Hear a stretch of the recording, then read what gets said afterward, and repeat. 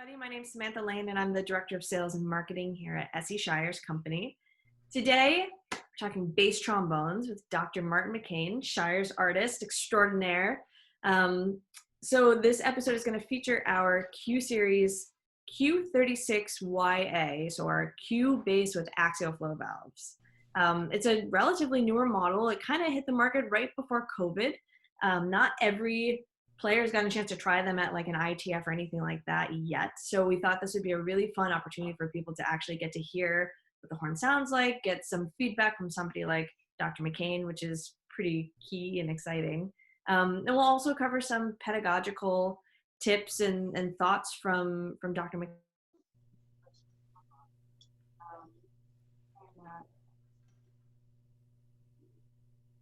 I think my microphone's being a little bit funny, but his approach to bass trombone and how that relates to maybe starting somebody on bass trombone or doubling or any of those types of things. So Dr. Martin McCain is the trombone professor at Texas State University and is a very busy and active performer as a soloist, recording artist, chamber musician, orchestral musician, jazz, commercial, the whole gamut. We're thrilled to be able to work with him as a Shires artist. He's also has a duo with his wife, the McCain duo, and his studio over at Texas State is just always killing. So I'm really excited to be able to introduce you to Dr. Martin McCain today. And Martin, if you don't mind, it'd be great if you wouldn't mind playing a little bit on the Q series. Yeah, absolutely. Thanks so much, Sam, for having me. Like, really excited, and I always enjoy the Shires TV broadcast. So, really excited to do this. I've had this Q series about a month ago, and I love it. Especially comparing it to my main acts. I mean, they're very similar. But I just wanted to demonstrate a couple of different styles on the Q series. I'm going to use some of the ATW, the American Trombone Workshop solos, just to kind of give an example. The first one is from Division 3 by Ernest Sachet, his concertino. And Sachet was a prolific composer, but also he was a trombonist too. He might have not have been as popular as his 19th century contemporaries, maybe because he was a trombone player. But really fun fact, he was actually in the orchestra that premiered Wagner's Lohengrin. And so, really killer player. And the Sachet, besides competitions, is asked on, some orchestral auditions. So in the bass trombone world, we usually say this is our David. So this is a good example of like the different articulations for the Q series.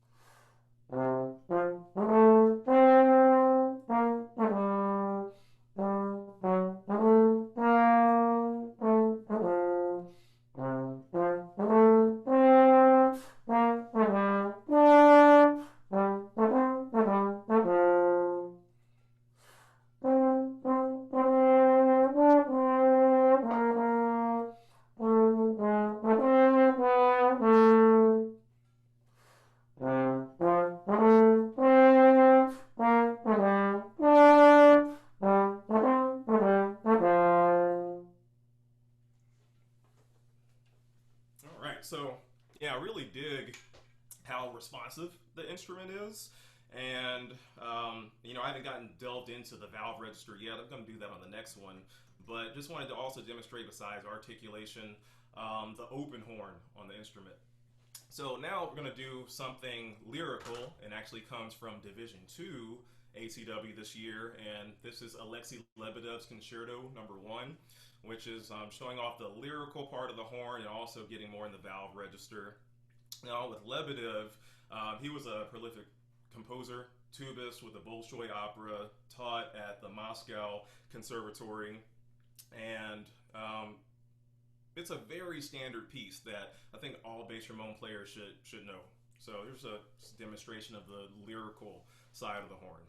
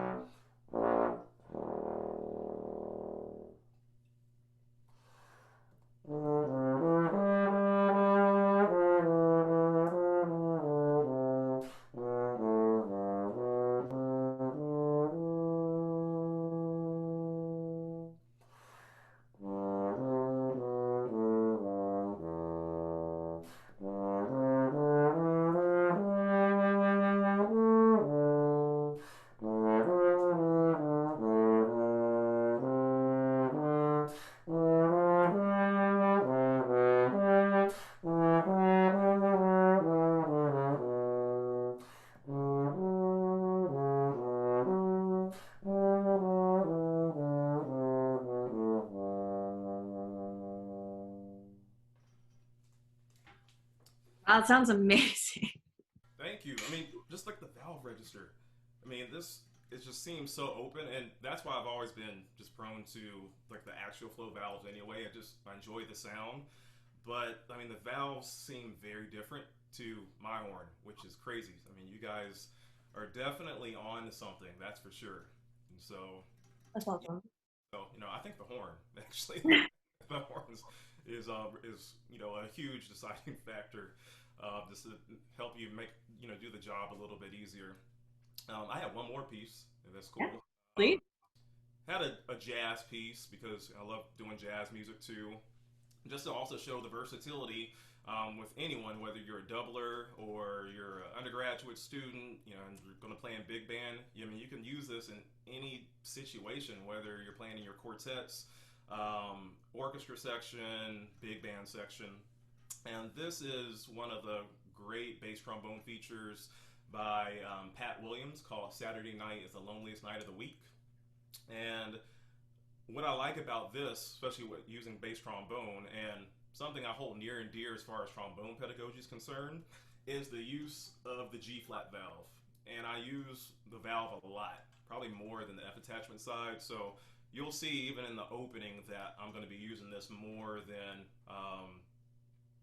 that I would normally do, like some notes for the F attachment. So, all right, so this is like a little swing tune.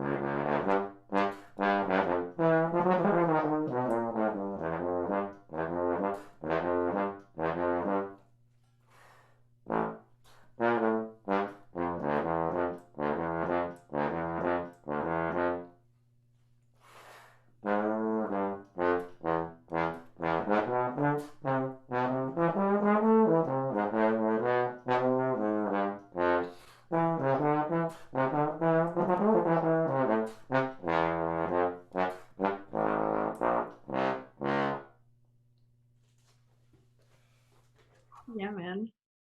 Shires Q series. I'm telling you, Yeah. it's killing horn. I love it.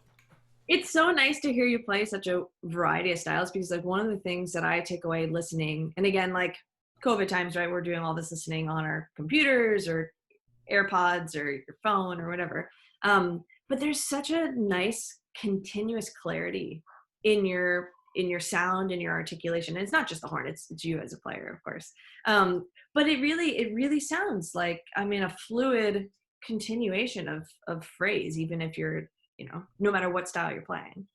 It's a pretty cool thing to hear. Thank you. Yeah, something I'm still working on every day, and like some of those things that I'm doing every day, like I'm pulling out my breathing toys, and I take breathing exercises very seriously, and so just trying to continue to sustain, really regardless of the style that you're playing in.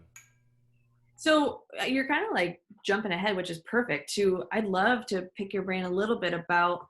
I mean, maybe we can even start a little bit about what your routine is, even now during these times, and then also get into some pedagogical tips for bass trombonists or people who are looking to pick up more bass trombone. I know a lot of our friends and trombone players in the you know in the area throughout the world have picked up maybe more alto playing during this time or picked up more bass trombone playing during this time and are trying to be as versatile as possible. You do it all. So like I'm super pumped to be able to pick your brain about this stuff. Yeah, yeah, definitely.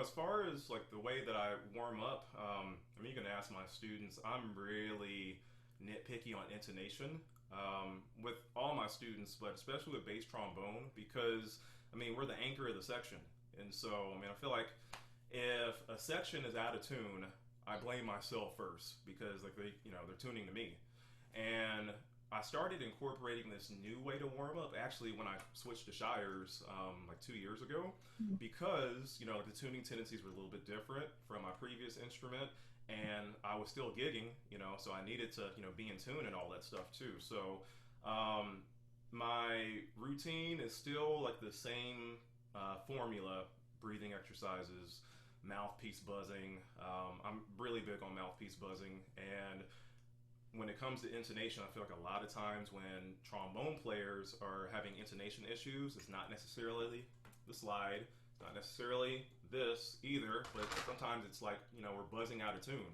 So all my mouthpiece buzzing exercises I'm either doing at a piano or I have something that is a pitch reference. So I'm making sure that I'm actually buzzing in tune. And I find with a lot of students, if there are some discrepancies in the tone, having them buzz the mouthpiece with a tuner, which is pretty hard. And then they're noticing, oh, I'm playing below center or above center. And then once we fix that, put it back on the horn. One, they're in tune. Two, the sound is resonant. So, like, really big on mouthpiece buzzing. After mouthpiece buzzing, actually, before I get into long tones, I do glissing because personally, I found when I jumped right into long tones, my chops just felt stiff. And so, the first thing that I'm playing in the day, I'm not thinking about time. I just want the air to move like we were talking about before. So just nice glissing. An idea that I stole from Ben Van Dyke in his fantastic book called The Snake, where you're just glissing through half steps, and I do that through all the partials. Then I focus my routine actually on keys. And so my routine is I always have a drone going on. And I figured this, there's 7 days out of the week. There's 7 positions on trombone. And so I'm basically picking a key every day. And so You gotta have some strategy or make it easy on yourself. There's enough other stuff to worry about. exactly. Also, I found out with students too, because, especially in the state of Texas, like, or the high school students aren't really required to play their major scales to make all state. So like when they're auditioning for college, that's kind of a struggle. And then when you're asking them, I need you to learn all your major scales and your minor scales, all 12 keys, that can be a little daunting. So this is a little easier way to get them into their scales by just taking one a day at least, and just work on mastering that. Nice. So for me, like today's Thursday, so it's fourth position day. So I'm either like focusing on the key of G, key of D, wherever the cycle is, like throughout the week, and I'll have the drone going on. I'll do my long tones all centered around the key of G, and it's not just like the same overtone series. Um, long, You're also incorporating lip slurs because you're going across the grain throughout the instrument.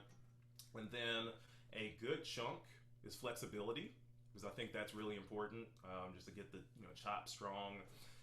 Scales, arpeggios, articulation exercises. I'll have an Arbenz study going on, like maybe like an Arbenz interval study, like on like G today, for instance. When I'm working that out, and then I'll get into some etudes. Like I'll probably pick a Bordoni in the key of G, a Blasevich in the key of G, or a Caprache, and usually that's like within like maybe 30 minutes, Mm. so ready to go, and I've focused on my keys, and so like that was very crucial, especially when I was like switching to an instrument and trying to like learn the ins and outs of the tuning tendencies and whatnot. And yeah, it's just something I hold like near and dear to my trombone pedagogy. And that's something that you do with your students too, I'm assuming. So you encourage them to work that in. Yeah. Absolutely. And one thing that I noticed, especially in COVID times, and not just my students, when I'm teaching students from all over the place, a lot of these students, well, one, they don't have ensembles that they're playing in, because some ensembles are just canned this semester. And I've learned with a lot of students, intonation has kind of gone south because they're not playing with anybody. So I think this is a great opportunity to stay true to your intonation, in addition to singing too, which is a great way to make your intonation even better too. Yeah, I love that. That's amazing. So maybe even before we get to more like pedagogical things about bass trombone specifically, you have an amazing studio that you work with on the daily, and like you kind of alluded to, you've been guest appearing at a whole bunch of studios through like Zoom masterclasses and stuff too. I know you've been busy, but what are some other things that you're doing with your students right now that maybe some of us at home can kind of steal from your playbook? Yeah, definitely. So at Texas State University, this is my 11th year there. A lot of people always ask, where is that? It's in San Marcos, Texas, and it's literally right smack dab in between Austin and San Antonio. And we have 38,000 students, a little over 500 music majors, and we have 30 trombone majors this semester. And we were very fortunate to make a hire to my Shires brother, the great Ron Wilkins. And so we're tag teaming the studio, which is absolutely amazing. I've known Ron for like 20 years. And the things that we're doing this semester, we were pretty much discouraged to do like studio things and, well, in-person studio things. And trombone choir at Texas State is a religion. And It's so huge. yeah, like the students really miss that right now. So we're doing some virtual trombone choir things. Like we actually have a video that's going to drop next Wednesday. So it's been cool, and Ron and I've been a part of some virtual trombone choir things too. So kind of showing them it's possible, and it'll be cool when doing the process. But some of the things that we've been doing to keep the students motivated and active, like we've been hosting just a slew of guest artists, but we have this mystery thing where they have no idea who they're playing for, and so like the guest Oh, artist is crashing our class. And so like our first guest artist was also like our Shires brother, Colin Williams. And after that first time when the students saw like how this was going to be, I asked them like what did you think? They're like, oh, like you're pulling out the big guns. Or so like we're gonna practice. Like we're really gonna practice. yeah, so one, the mystery has been cool. Like when we let them out of the waiting room, and they're like, "Oh crap," and now it's become a game. Like they're trying to bet, like who are we Oh playing? my gosh. So, but yeah, but just to keep them active too, and keep them motivated to play in studio class and for each other. And yeah, we'll be happy. Well, I mean, I'm pretty sure anybody will be happy when we can play together again. I'm teaching my students in person who want that once a month, because some just rather do Zoom, but some really want that experience, that one-on-one. But we are discouraged to do in-person lessons at Texas State more than 30 minutes, just because of the changing out the air. So when I teach, I actually get to I don't teach in my studio. I get to teach in large spaces, and like the large recital hall. And I'll say that's another thing that I've learned about a lot of students. They've been confined to their apartments or their dorm rooms, and so they're not getting the opportunity to play in these large spaces.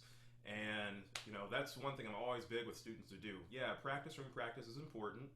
That's where it's really true what you really sound like in these small rooms. but always practice in a large space so you know what it feels like to project even in piano. And so just that I have the opportunity to teach the students in a large space has been pretty cool too. Yeah, that's really special for sure. It's always a nicer feeling when you get to play in a big hall, and when everybody can get to that, that'll be better for sure. But so I guess like I'd love to pick your brain and have Facebook Land or YouTube guests who are watching this later on and stuff get to hear a little bit about maybe your approach to bass trombone playing, maybe your sound concept for bass trombone playing. That would be really interesting to hear about. How did you develop your sound? I mean, like we all get to revel in it on this side, but you're the one that did the work early on. So how did you go about deciding that for yourself? So, besides like the physical things, like I mentioned before, like the warm up is really important. Breathing. I notice a lot of students don't really take that seriously. Uh, I'm a show and tell type of person. Breathing gym. Like this is huge, and this really changed the game for me when I was working on developing sound. Mouthpiece buzzing too, buzzing in tune, having a good reference pitch. But to be honest with you, listening too. So I switched to bass trombone my freshman year of college, and yeah, I mean when I switched, I was hooked. Like I was just pro nerd, and I was picking up every recording possible. And so, at the time, like Blair Bollinger's CD, it just came out fancy free. And I probably burned a hole in that CD. Like the other cats I was listening to, like Charlie Vernon, was listening to him a lot. Randy Hawes, Doug Yo was like a great mentor to me when I was in undergrad and just very responsive with emails. And just trying to marry all these sounds, and even on the jazz end too, like Dave Taylor, like that's what I wanted to sound like in the big band, or Jeff Cortazzo, who was the previous bass trombonist of the Army Blues. And for every style that I dug, that I was listening to a player in that style and was trying to match that as much as possible. And so, yeah, that's one thing I always tell students, like, who are you listening to? And now there's so many more players than when I was coming up, and they have YouTube channels, and there's more bass trombone albums out there. And so just utilize everything, all those resources, and just get that in your ear. And then it'll get to the point when you start developing your own sound too. Yeah. And I mean, it's so funny too, because you and I were talking earlier about our session a few weeks ago with Dr. Chris Van Hoff, and, so many things. And it's a small community. We're all like colleagues and friends and stuff. So we get to know each other. But listening, I mean, he was saying the same thing. Now is a great time to be able to really focus on some listening and stuff because we're not able to do it in an ensemble setting. And so to your point, like picking different styles and really like diving into it. I mean, that's so crucial. And I actually left off a big name, and I'm wrong for this. The great George Roberts. You can't be a bass trombone player and quote George Roberts. I mean, just what he did, and that's a big influence with me, and just like the melodic side of the horn. Just the way that he would phrase, and just his influences through Frank Sinatra. Yeah, I mean, you got to bring up Mr. Bass Trombone. Of course, absolutely. So I guess another question that I was hoping that we could kind of talk a little bit about is if you have a student who's going to be switching to bass trombone when they get to you, or you have a student who's going to start doing a little bit more doubling, how do you approach that with someone? Okay, well, actually, last Friday, one of my students, we made that decision. Like, we Whoa. be a better bass trombone player. One, he's already doubling in like various ensembles at our meeting. Anyway, he already owns his own bass, and we just came to that conclusion. This is my first semester working with a student, that he would be much more successful. And so, but I told him, I'd say, give me the weekend. Let me know what you think before, like if you want to make this decision. Text me on Monday. I'm making the switch. And then, of course, the devil emoji came in. I'm like, all right. So the next text I sent him was a list of 20 bass trombone players to start listening to now. Just to get the sound in the ear. Um, Also, I'm really big on doubling, and one thing that I really try to get my students to do at Texas State, our music ed program is our flagship, and so it's usually a 5-year program. Fifth year, recital's usually over with. The first semester they're in this thing called block where they're not really in the music building that much except for like studio things. So I like to use that extra semester so we can really get into doubling. So if anything, they can know how to teach the instrument because in the great state of Texas, I mean, we're switching students to bass trombone in middle school, and like a lot of those kids are killing it. And so the big thing is listening, but also something that I realize when I travel and I work with you know master students, bass trombone players, just the incorporation of the G flat valve or whatever type of tuning system they're using. A lot of times people don't use it, and I feel like it. Blair, talks about this all the time too. I mean, you have two valves, so use it. But like in that Saturday night, for instance, I mean, I opened it up. I played my low E's out here, so I could do it in stock. But I mean, if I'm playing G here, E's already here. Like I want to make my life easier. Less motion, right? Absolutely. Yeah. And so, just teaching them the mechanics, the tuning systems of the G flat side of the horn, how it's relative to the F side of the horn. Mouthpiece is always big. Well, big in size and like a factor too. I don't want them switching to trash cans, Yeah. starting off, so I mean, everybody's face is different, so I can't say, oh, you have to play like a 1.5.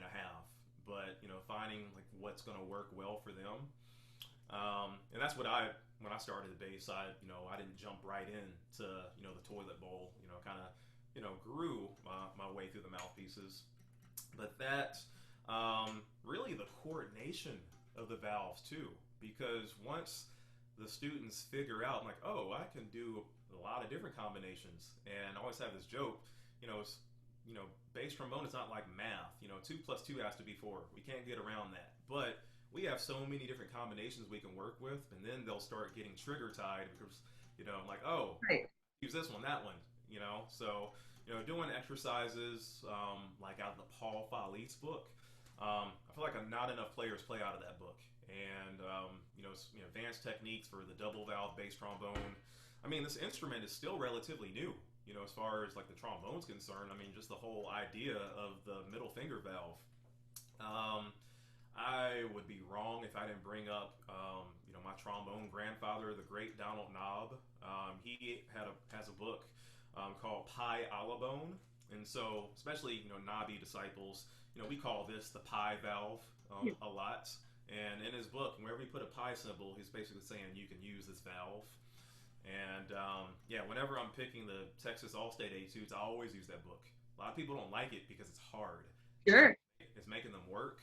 But yeah, you're really getting to utilize like this middle finger valve a lot and working out the tuning.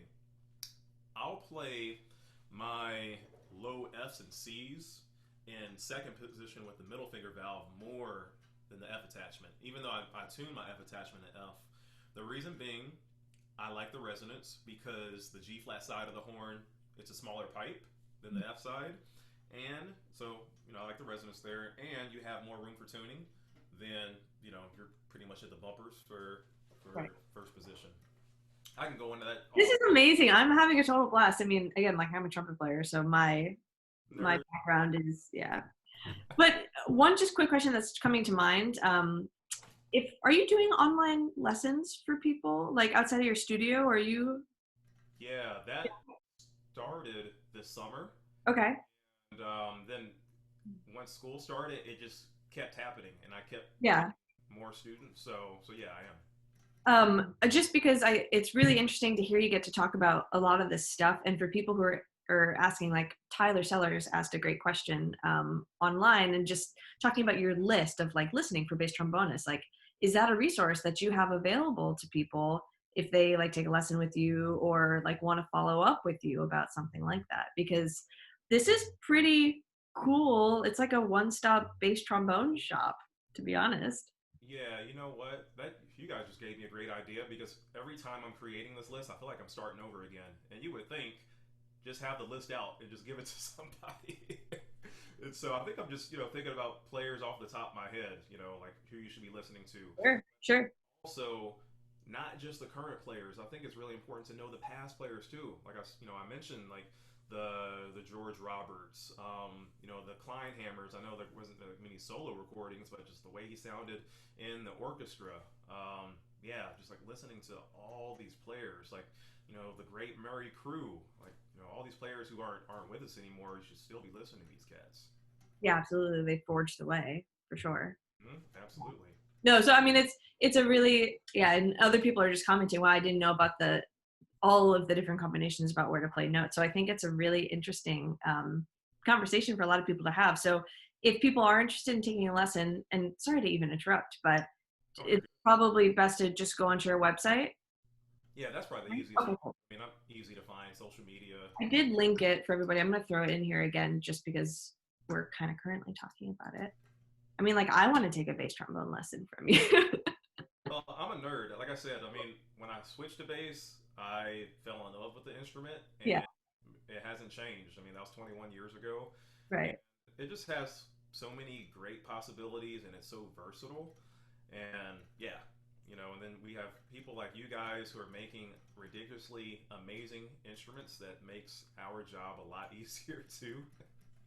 It's definitely what we aim for. Maybe that's a good little segue to get a little bit nerdy about equipment. And we can always come back because I'm sure there's a million more things that we can talk about, and people might pop some more questions into the chat too. But so yeah, we sent you this. You switched Shires a few years ago, and we've been thrilled to have you playing on our instruments because you make them sound incredible. But we sent you the Q series to check out because like I said, it's a relatively newer model. You have had some students purchase Q series in the past, but this axial was like kind of new. So I thought it'd be fun for you to get to check it out. What is your experience with it been like? Well, I'll talk about my first experience. I remember getting it on a Friday about a month ago.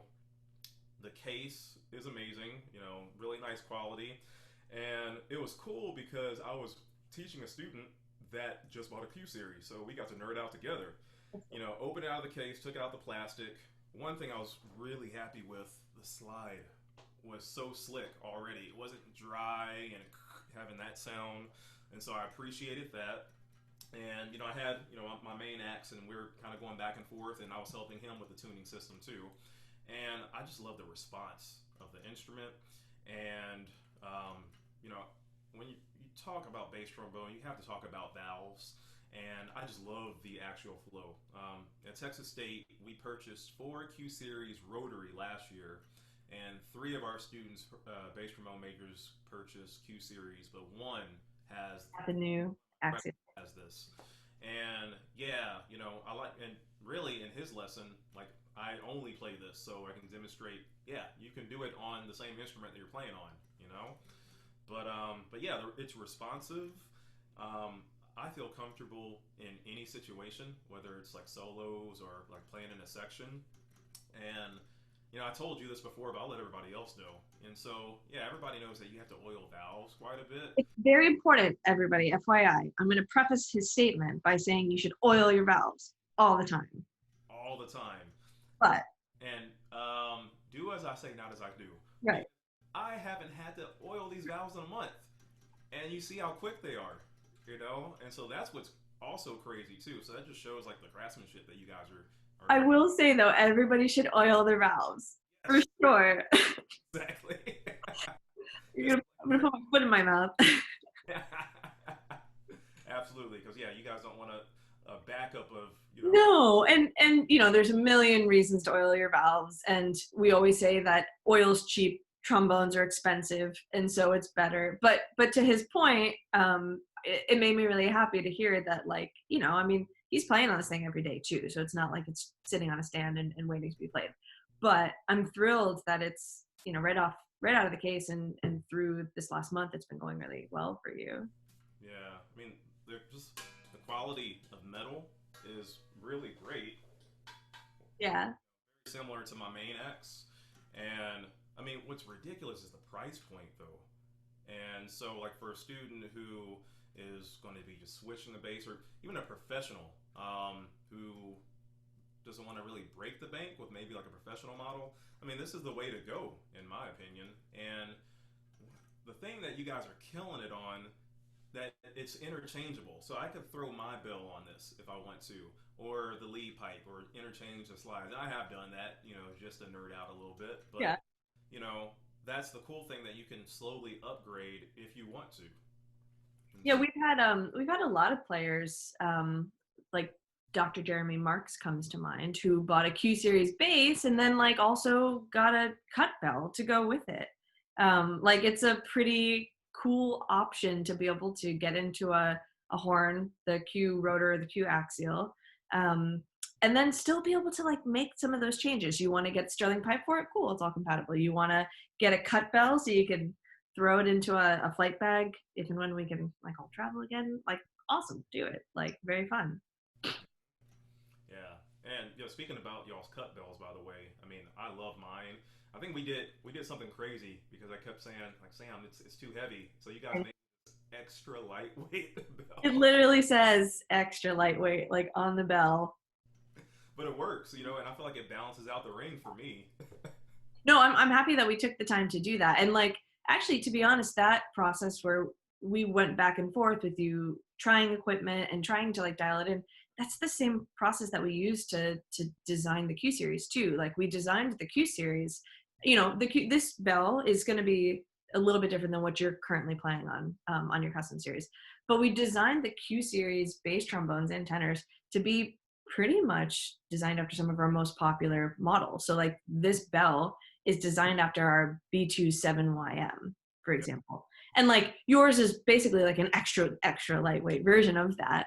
But we wanted to be able to have something that we know works for the majority of players. Like that's our Goldilocks bell, by and large. So, Actually, that's my main axis. Like, that's my one piece bell there. okay, cool. 7YM.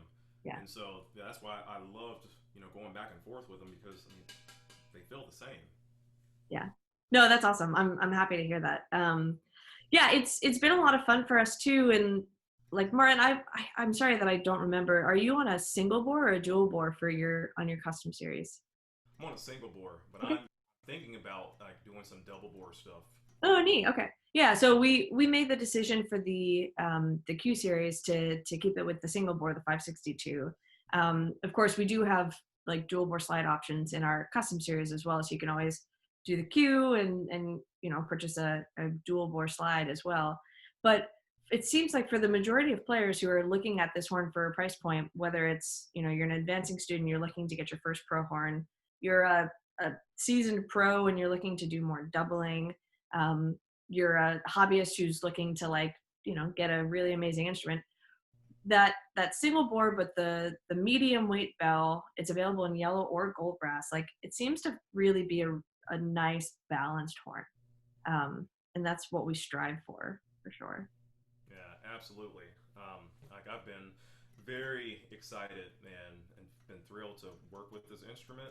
And I mean, I just love the sound of the valves too. Like, that's the big thing. I mean, like the weight, feels good in the hand. I mean, and I'm just being nitpicky about things like the wood feels good against the thumb. I mean, the craftsmanship is amazing.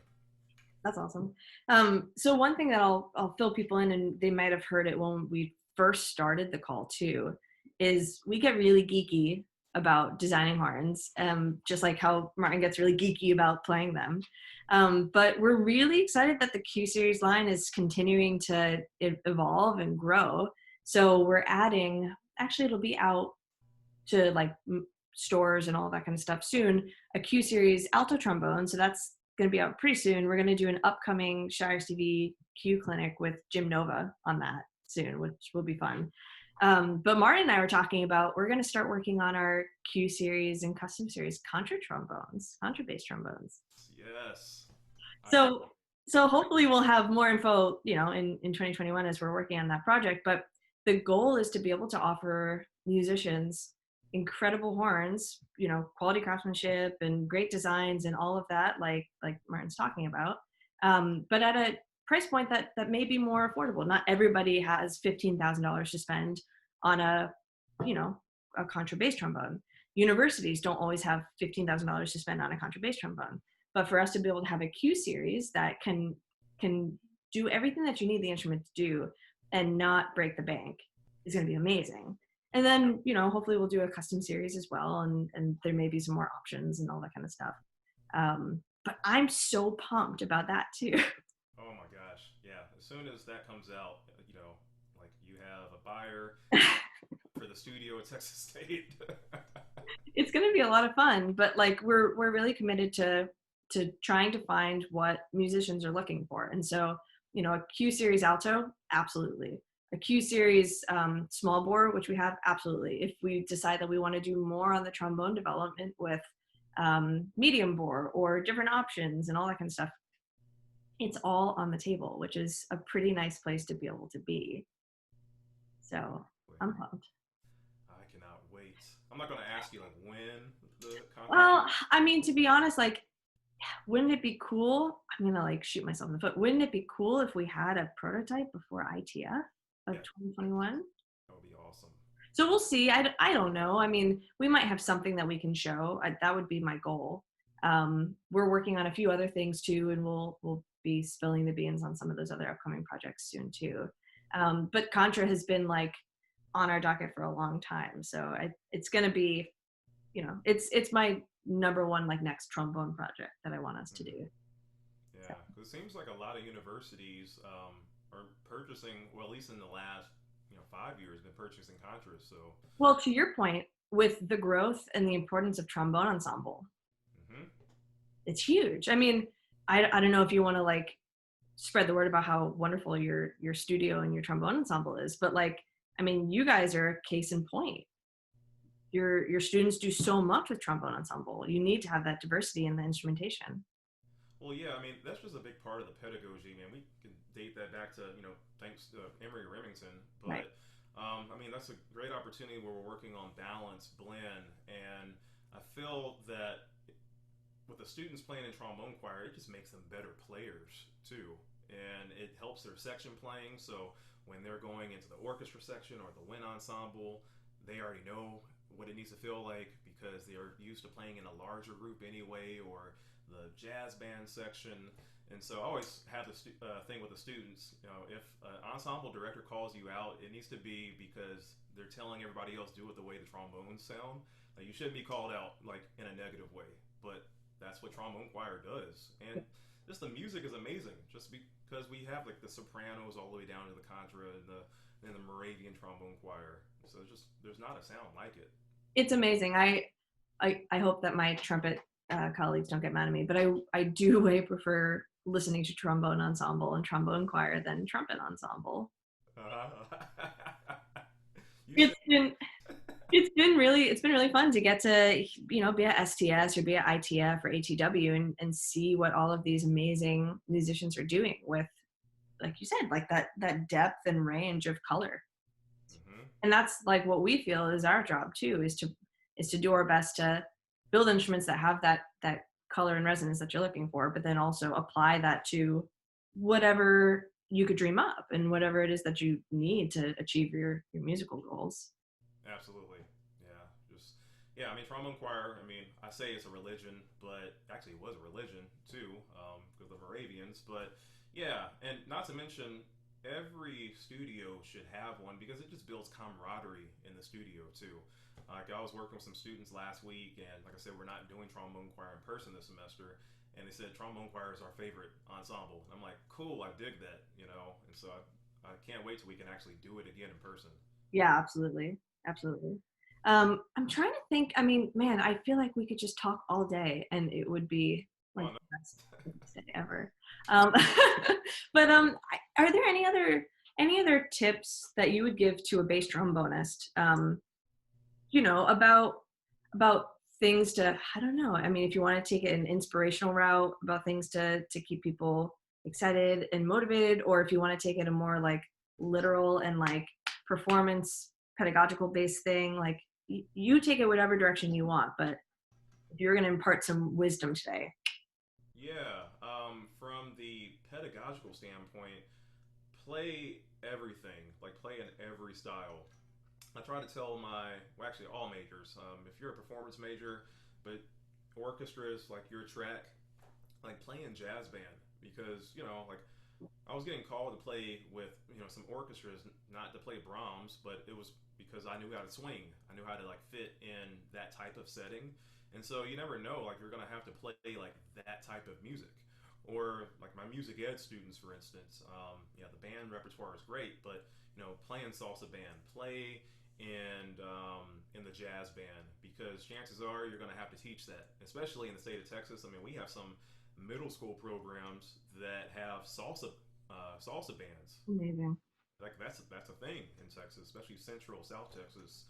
And yeah, just immerse yourself in everything. Try to play everything. That's the great opportunity when you are a student, and when you do have the opportunity to actually physically play in an ensemble. Be extremely curious. Like for instance, so when I ask students like, what reference recording are you listening to?